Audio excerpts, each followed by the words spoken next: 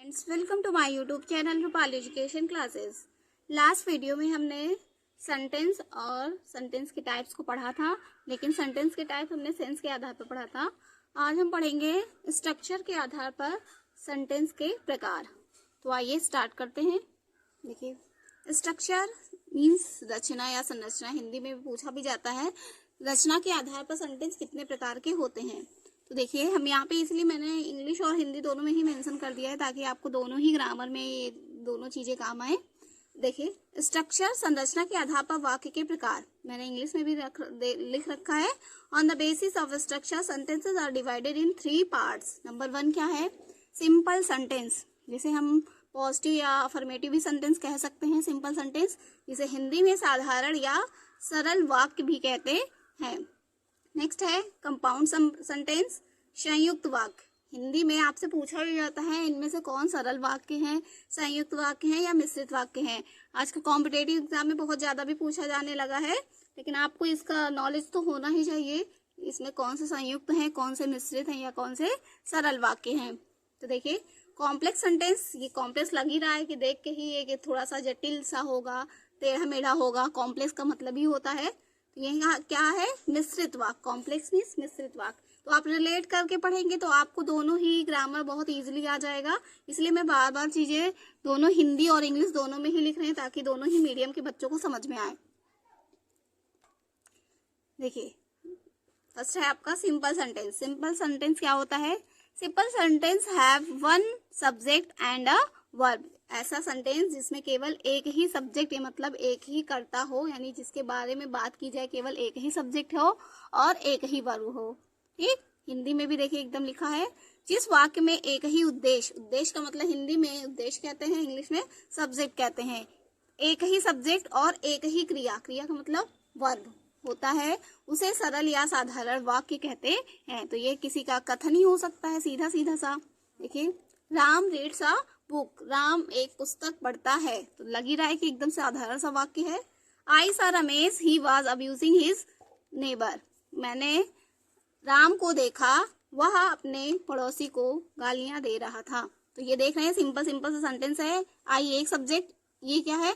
आपका वर्ब है। फिर इसके बाद आपका फुल स्टॉप लगा, फिर यहाँ से दूसरा शब्द शुरू है, लेकिन है तो वो सिंपल ही सिंपल से। तो ये मैंने ये एक सिंपल सा बिल्कुल एक ही सेंटेंस पे लिया है, और यहाँ पे क्या है? 2 सिंपल सेंटेंस कंबाइन है। तो ये आप 11th-12th में जब पढ़ेंगे सिंपल सेंटेंस को कंपाउंड सेंटेंस में कन्वर्ट करना या फिर सिंपल सेंटेंस को कॉम्प्लेक्स सेंटेंस में कन्वर्ट करना, तब वहां पे भी आपको समझना रहेगा कि इसमें से सिंपल सेंटेंस कौन सा है। ठीक, इसलिए मैंने दोनों टाइप के एग्जाम्पल ले रखे हैं। नेक्स्ट है आपका कंपाउंड सेंटेंस। कंपाउंड को हिंदी में संयुक्त वाक्य कहते हैं। Compound sentence uses conjunction. Conjunction का मतलब क्या है? जो कनेक्शन का काम करता है, मतलब 2 वाक्यों को जोड़ने का जो काम करता है उसे ही कंजक्शन कहते हैं। हिंदी में देखिए, संयुक्त वाक्य जिन वाक्यों में 2 या 2 से अधिक सरल वाक्य योजक चिन्ह, योजक चिन्ह हिंदी में क्या क्या होते हैं? और, तो, लेकिन, इसलिए, अतः। और इंग्लिश में क्या हो जाएंगे? सिंस होते हैं, एंड, बट। ये सारे क्या है? आपके कंजक्शन है। जैसे हिंदी में वह सुबह गया और शाम को लौट आया। तो यहाँ पे देख रहे हैं हम 2 बातें एक साथ कह रहे हैं, लेकिन उसको बीच में किससे जोड़ रहे हैं? एक संयोजक चिन्ह मतलब कंजक्शन से। नेक्स्ट एग्जाम्पल, उसने कठिन परिश्रम किया परंतु सफल नहीं हो पाया। मतलब यहाँ पे 2 काम हो रहे हैं और इसको किससे जोड़ रहे हैं? परंतु। मैंने बताया ही, लेकिन, किंतु, परंतु, और, ये सारे क्या है? संयोजक चिन्ह या इंग्लिश में कंजक्शन का काम करते हैं। ठीक है, नेक्स्ट है इंग्लिश में देखिए, ही वर्कड हार्ड। उसने कठिन परिश्रम किया, बट ही फेल। लेकिन वह फेल हो गया। तो यहाँ पे कंजक्शन का काम कौन कर रहा है? But. He is lazy but clever. वह आलसी है लेकिन चालाक है। ही टुक माई पेन एस्टरडे।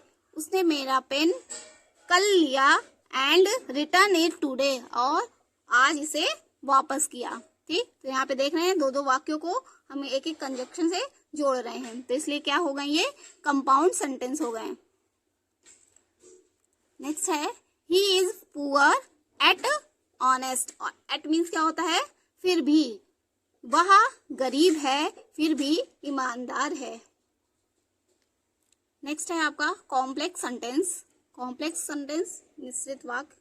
क्या होते हैं? Complex sentence has one main clause and one are more subordinate class. तो इसमें दो क्लास होते हैं।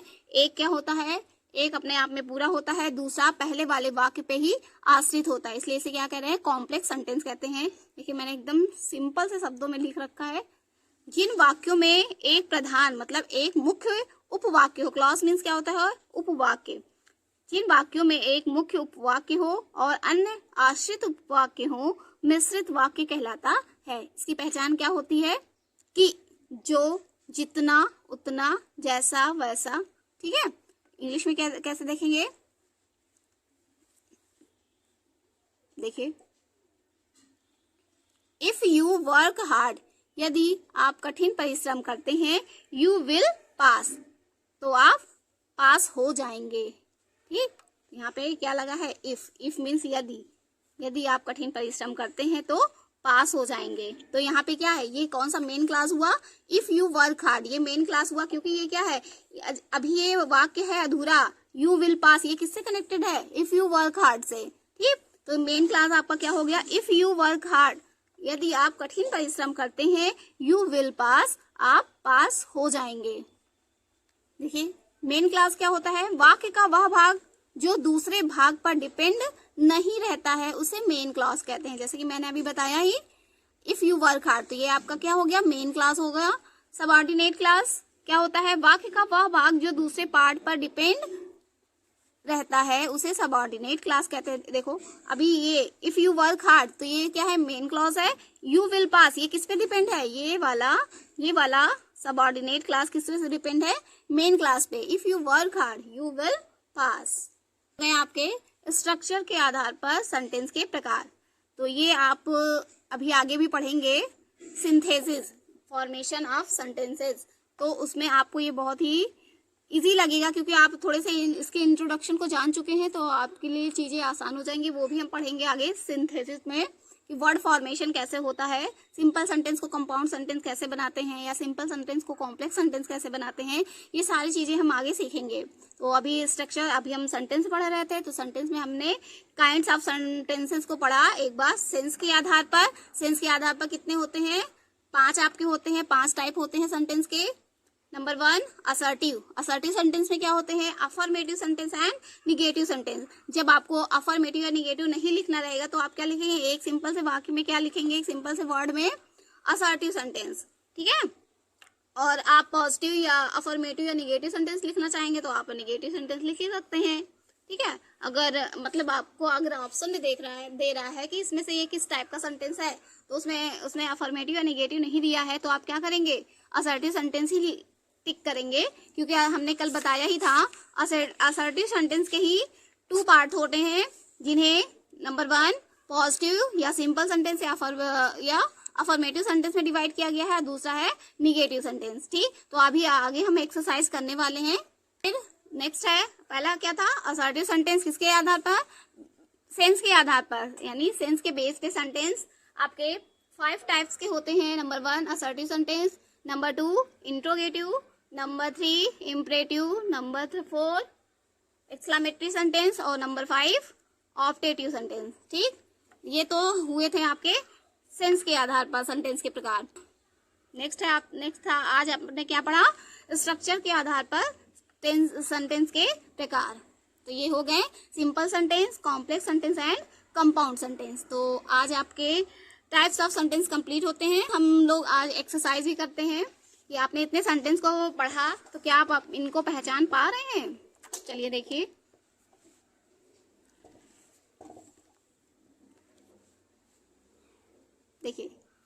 इसमें कहा गया है read the following sentences and state what type of sentence it is. ये जो आपके क्वेश्चन दिए गए हैं, इसमें आपको पहचानना है कि ये किस टाइप के सेंटेंस है। तो आइए चलिए नेक्स्ट एक्सप्लेनेशन के साथ आपको बता रही हूँ। देखिए, his father lives in the village. तो ये आपको लग ही रहा है कि उसके, अगर आपको नहीं भी समझ में आता तो एक बार आप इसका मीनिंग निकालेंगे तो चीजें और भी आसान हो जाएंगी। लेकिन आपको ये तो देखने में ही लग रहा है कि एक ही सब्जेक्ट दिख रहा है और एक ही वर्ब है, तो ऑब्वियस सी बात है ये क्या है? सिंपल सेंटेंस है।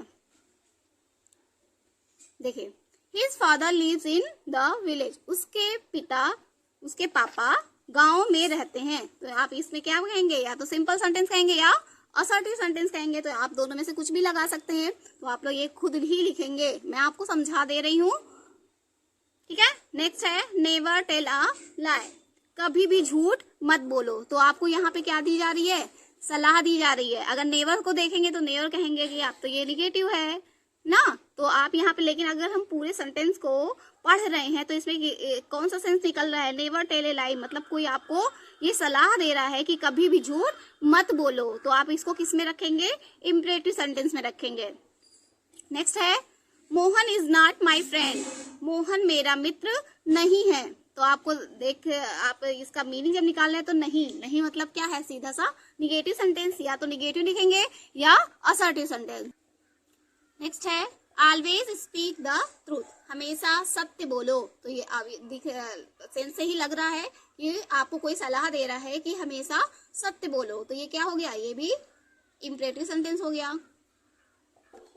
Next please give me your pen, कृपया मुझे अपना पेन दीजिए। तो आप क्या कर रहे हैं, किसी से रिक्वेस्ट कर रहे हैं। तो जिसमें रिक्वेस्ट की बात होती है उसको हम किस में रखते हैं, इम्परेटिव सेंटेंस में रखते हैं। तो आपको पहले एक बार सारे डेफिनेशन आपको पढ़नी पड़ेगी, क्योंकि सारी चीजें आपकी डेफिनेशन से ही क्लियर होंगी। तब आप एक्सरसाइज करेंगे तो आपको बहुत ही मजा आएगा करने में, ठीक है। तो आप पहले अपने अच्छे से पहले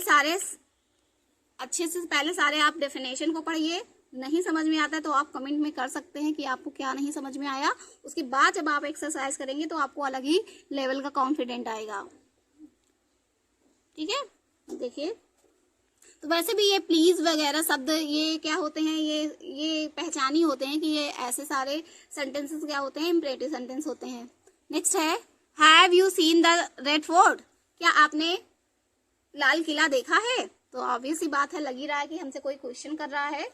और यहाँ पे देख रहे हैं आप क्वेश्चन मार्क लगा भी है, क्वेश्चन मार्क लगा भी है। और जब हम बोल रहे हैं तो ऐसा सेंस भी निकल रहा है कि हमसे कुछ पूछा जा रहा है। तो जहाँ पे कोई आपसे क्वेश्चन करे तो वहां पे क्या होता है, इंट्रोगेटिव सेंटेंस होता है, ठीक है। Next may you get success in the examination, मतलब कोई कामना कर रहा है कि आप इस परीक्षा में सफल हो, ठीक है। तो ये मे आपका क्या है, कीवर्ड है। तो यही आपको बताता है कि ये क्या है, ऑप्टेटिव सेंटेंस है। जहाँ पे इच्छा, प्रार्थना, ये सारी चीजें रिप्रेजेंट की जाती हैं तो वहां पे क्या होता है, ऑप्टेटिव सेंटेंस होता है। तो मे यू गेट सक्सेस, कोई आपके लिए कामना कर रहा है, कोई प्रार्थना कर रहा है या आप इस परीक्षा में सफल हो, ठीक। तो ये क्या हो गया, ऑप्टेटिव सेंटेंस। नेक्स्ट है व्हाट डे इज इट, आज कौन सा दिन है। देखिए इसमें आपको क्वेश्चन मार्क दिख रहा है, तो सिंपल सा क्या हो गया, interrogative sentence. Next let me go home, इसका मीन्स क्या है, मुझे घर जाने दो या मुझे घर जाने दीजिए। तो यहाँ पे क्या हुआ, आप किसी से आदेश ले रहे हैं कि मुझे घर जाने दीजिए, ठीक है, किसी से परमिशन ले रहे हैं कि मुझे घर जाने दीजिए। तो यहाँ पे लेट, जहाँ पे लेट वगैरह शब्द आते हैं ये सारे भी क्या होते हैं, इम्परेटिव सेंटेंस ही होते हैं, ठीक। तो लेट मी गो होम, मुझे घर जाने दीजिए, ये क्या हो गया, इम्परेटिव सेंटेंस हो गया। Next may you always be happy, may you always be happy, मेरी यही कामना है कि आप हमेशा खुश रहें। तो आपके लिए कोई प्रार्थना कर रहा है तो ये क्या हो गया, ऑप्टेटिव सेंटेंस। वैसे भी मे उसकी पहचान भी है, लेकिन एक बार आता है जब एक्सक्लेमेशन मार्क आएगा तो वो क्या हो जाएगा, एक्सक्लेमेटरी सेंटेंस के अंतर्गत हो जाएगा,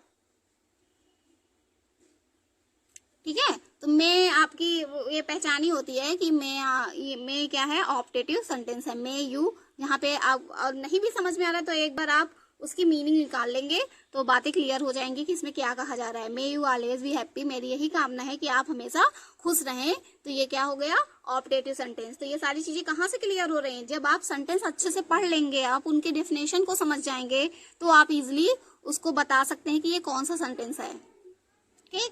क्योंकि आगे सारी चीजें आपको अलग अलग पढ़नी है। इम्परेटिव सेंटेंस का पैसिव वॉइस बनाना है, इम्परेटिव सेंटेंस का नरेशन करना है। तो ये सारी चीजें पहले आपको सेंटेंस में समझ में आनी चाहिए कि ये लिखे हुए सेंटेंस ये किस टाइप के सेंटेंस है, ठीक है। Next bravo, you have done well, बहुत ही बहादुरी से, मतलब किसी को शाबाशी दी जा रही है। ब्रेवो, बहादुरी, ब्रेवरी से बना है बहादुरी, तो यहाँ पे क्या है, bravo, you have done well, शाबाश तुमने बहुत ही अच्छा किया। तो ये क्या है, एक्सक्लेमेटरी सेंटेंस।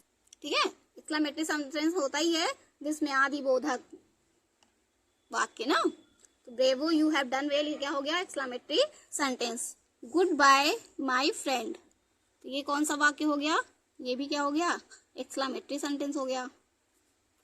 नेक्स्ट है अलास आई एम ruined, बहुत ही दुख के साथ कहना पड़ रहा है कि मैं बर्बाद हो गया, आई एम ruined। ठीक, तो ये दुख को रिप्रेजेंट करता है।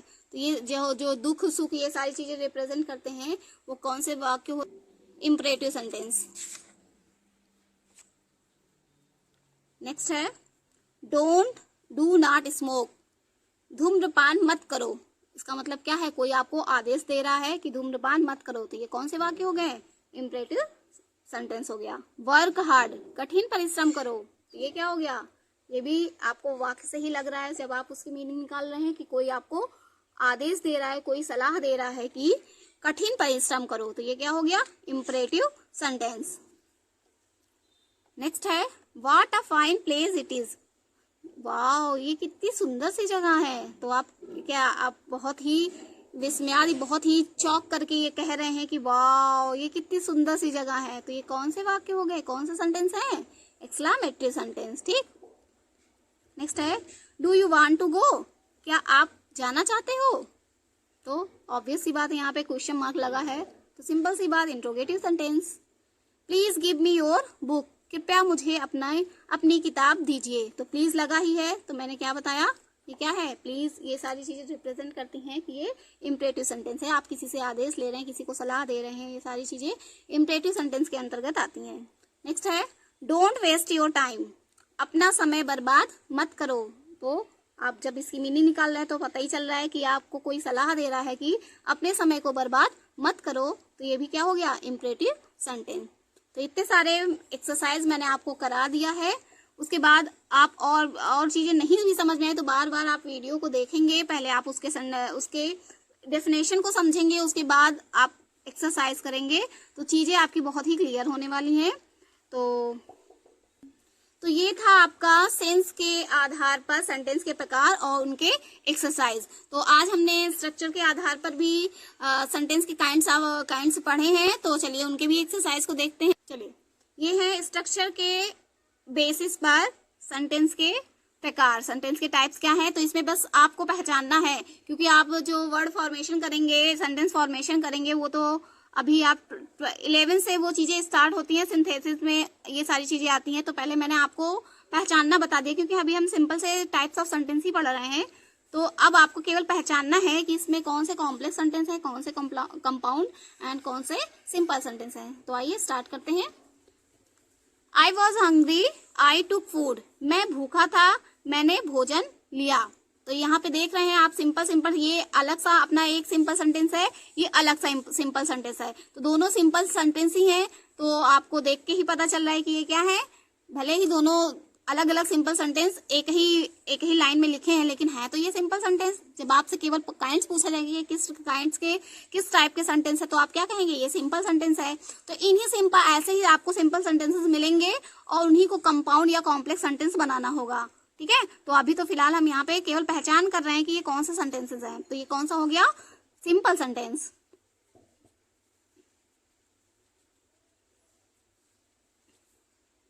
Next, I don't know if whether, इसके मीन्स क्या होता है कि क्या ही इज इनोसेंट, मैं नहीं जानता कि क्या वो निर्दोष है। ठीक है, इसके मीन्स क्या, वेदर मीन्स कि क्या।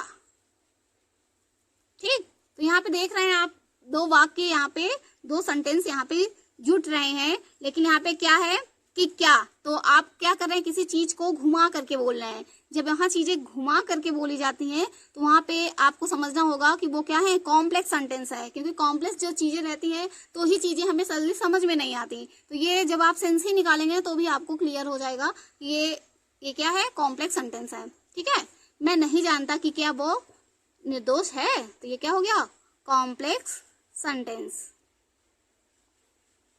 बाकी इसके कीवर्ड भी आपको बताए जाएंगे कि आप कैसे पहचानेंगे कि ये कॉम्प्लेक्स सेंटेंस है। नेक्स्ट है he does not know who she is. वह नहीं जानती कि वह कौन है। वह नहीं जानता, ही डज नॉट, यहाँ ही लगा है तो वह नहीं जानता कि हु शी इज, कि वह कौन है। तो यहाँ पे क्या है, यहाँ पे भी देखिए वही बात की जा रही है लेकिन घुमा करके की जा रही बात, तो ये भी क्या हो गया, कॉम्प्लेक्स सेंटेंस हो गया। मैंने कंपाउंड के लिए कीवर्ड भी बता रखा है, तो जहां पे दो वाक्य जो दो सेंटेंस को आपस में जोड़ा जाता है लेकिन योजक चिन्हों मतलब कंजक्शन के द्वारा जोड़ा जाता है, वही कंपाउंड सेंटेंस है। तो आपकी जब दो चीजें आपकी एकदम क्लियर हैं कि सिंपल सेंटेंसेस कैसे होंगे या कंपाउंड सेंटेंस कैसे होंगे, तो ऑब्वियस सी बात है जो बचा वो कॉम्प्लेक्स ही होगा, लेकिन यहाँ पे आपको समझ करके ही बताना है। ठीक है, यहाँ पे आपको तुक्का नहीं लगाना है।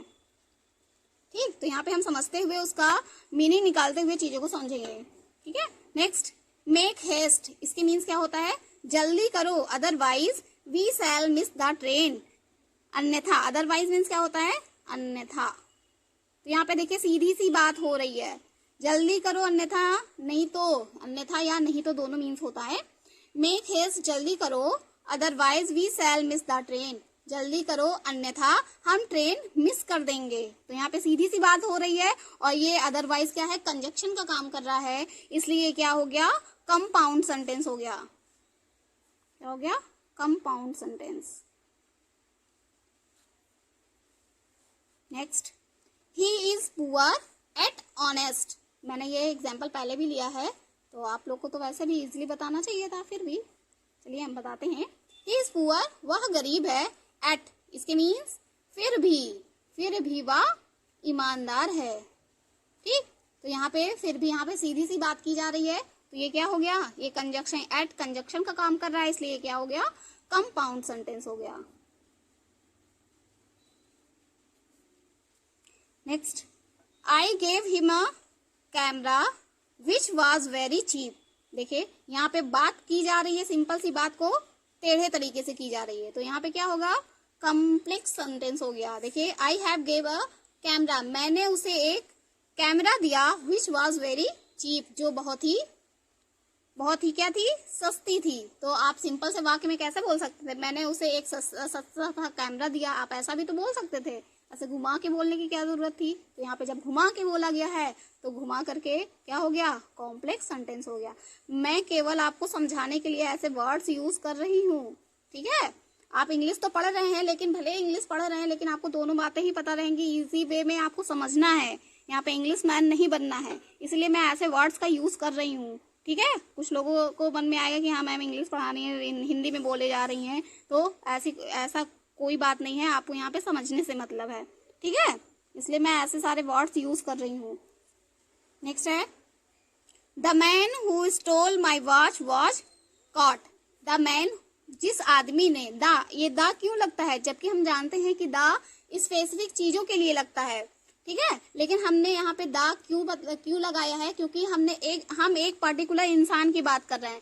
जब हम पर्टिकुलर इंसान की बात करते हैं तो हम बात करते हैं कि वह आदमी, द मैन, वह आदमी, हु मीन्स जिसने या जो, जिसने, यहाँ पे क्या हो गया, जिसने।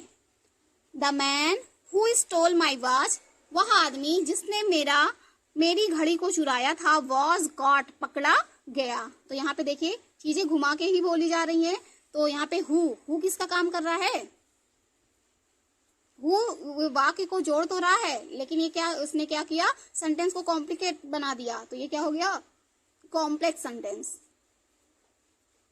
ठीक है, वैसे भी हु, हुम, हुज, व्हिच, व्हाट, ये सारी चीजें जो होती हैं जिस भी सेंटेंस में यूज होती हैं वो क्या करती हैं, वाक्य को कॉम्प्लिकेटेड बना देती हैं, तो वो वाक्य क्या हो जाते हैं, वो सेंटेंस आपके कॉम्प्लेक्स सेंटेंस हो जाते हैं।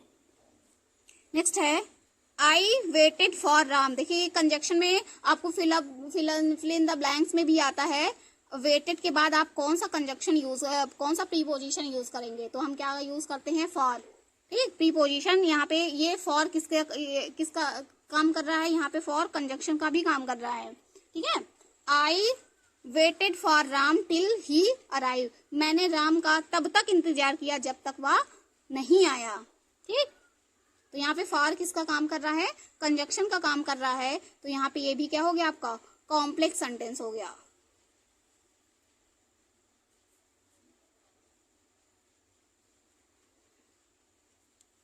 नेक्स्ट है Nehru was welcomed wherever he went. Nehru जहां भी जाते थे वहां उनका स्वागत किया जाता था। तो यहाँ पे हम तो सीधे वाक्य में बोले, लेकिन यहाँ पे क्या सेंस निकल रहा है, नेहरू वॉज वेलकम्ड, नेहरू का स्वागत किया जाता था।